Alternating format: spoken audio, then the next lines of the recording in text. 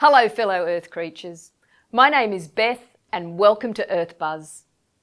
Earth Buzz is the place where we dive in and have a closer look at what is happening around our planet, our common home. In today's Earth Buzz, we're going to explore how we can have a very green Christmas. Yes, it's that time of year again when we are in the Advent season, that special preparation time that helps us count down to Christmas. It's a time when we take the opportunity to think about how we can prepare in a really good way for the celebration of the birth of Jesus, that wonderful reminder that God loves us and joined us in our humanity. I am always amazed at this time of year that in Australia we know when we are in the season of Advent because creation tells us. We see the days become warmer and sunnier, and there is also a very special tree that lets us know that Christmas is on its way. The tree is called a jacaranda tree, and during Advent it has a beautiful purple bloom on the branches, and we know when we see that purple bloom that Christmas is near. There's a wonderful Aussie song that you might know. It is about the signs in nature that let us know that Christmas is on its way. The song speaks about gum trees, hot weather and blooming jacaranda trees. And we have some friends from St Bridget's, Gwynville, to share that song with you now. Well, the Toys and I are here at St Bridget's, Gwynville, and we've got some very special friends who are going to help us sing our special Christmas song, Christmas Where the Gum Trees Grow. Christmas where the gum trees grow, there is no frost and there is no snow. Christmas in Australia's hot, cold and frosty is what it's not. When the bloom of the jacaranda tree is near, Christmas time is near. Christmas where the gum trees grow, there is no frost and there is no snow. Christmas in Australia's hot, cold and frosty is what it's not. When the bloom of the jacaranda tree is here, Christmas time is near. Thanks, St Bridget's. That helped us get into the Christmas spirit. The Advent and Christmas seasons are opportunities for us to really cherish our friends and family, to serve those who most need us, to think about how we can care for our world, and to focus on our call to love. Protecting and caring for all of creation can be a part of the joy of Christmas amidst all of the celebrating. Let's focus on that now.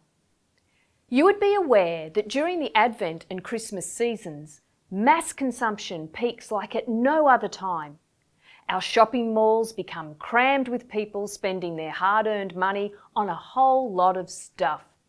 Much of what we give as Christmas presents is quickly forgotten or ends up in the garbage. Food wastage, use of unnecessary plastic and excessive use of wrapping paper increases at an alarming rate. For the planet, it can be not such a Merry Christmas. As Pope Francis reminds us in Laudato Si', over-the-top buying and consuming can be a bad thing. He says, a constant flood of new consumer goods can baffle the heart and prevent us from cherishing each thing and each moment.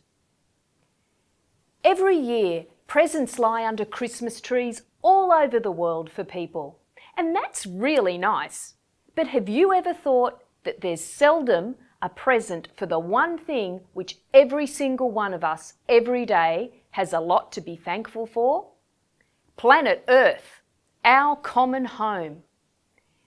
If we truly value our Earth and regard it as a wonderful gift, then perhaps we can consider giving a gift for the world and create a good future for ourselves and future generations. Christmas is the time for gratitude and community, and with that in mind, it's the best time to give something back to our planet. Australians are expected to spend millions of dollars in the lead up to the festive season, which means a pile of empty boxes, wrapping paper and plastic packaging. So why not try and give the Earth a present too? Consider making a donation, a gift on someone's behalf to an environmental or ethical cause. That hard to buy for a loved one? How about trying something special, like breakfast in bed? And what about regifting something pre-loved? Perhaps that vintage teapot from Auntie Nell. Get the kids to make your cards and wrapping paper by reusing last year's supply, or painting on old newspapers. It's a personal touch and it'll keep them out of your hair.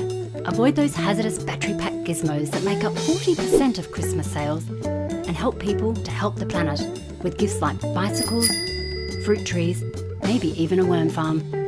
Here's another bright idea. Use LED bulbs on your tree and don't leave them on all night. It'll help keep the power bill down too. Go green with your Christmas dinner. No, not spinach, but keep it local, organic and sustainable. And don't make too much.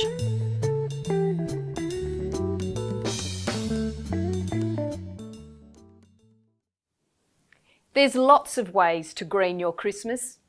Here's my top 5 suggestions. Number 1, give green gifts. You can share your love of the planet by giving gifts that are good for the environment and are sourced from ethical places. Things like gift cards, reusable straws, keep cups, experiences like going to the cinema or to a concert or theatre tickets, instead of useless trinkets and junk that might just end up in landfill. I call these green gifts presents that respect the planet. Number 2, mindful wrapping. After you decide on the perfect gift, don't forget to also be mindful about the way it's wrapped. Not all wrapping paper can be recycled.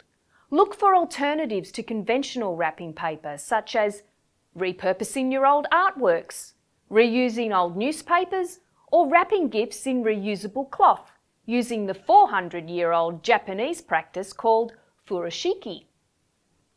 Number 3, choose the right tree. As we know, Christmas trees are very popular and most Australians display a Christmas tree, with a majority of them choosing an artificial one. But is that the greenest option?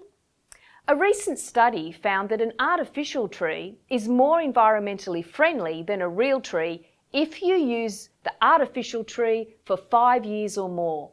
But if a real tree is your choice, it is best if the tree is bought locally so greenhouse gas emissions are reduced, and buying a tree that can be replanted or recycled for mulch is a really good step.